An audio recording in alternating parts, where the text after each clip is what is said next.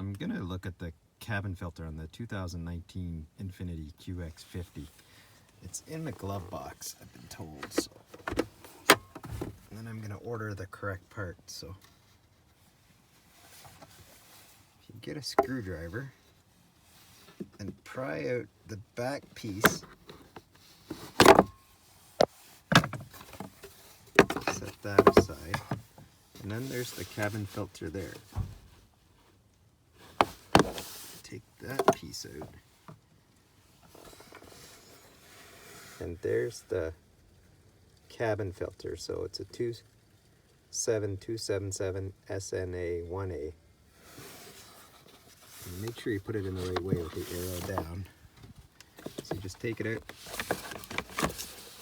put that one back in for now, order a new one, and just put all this back together.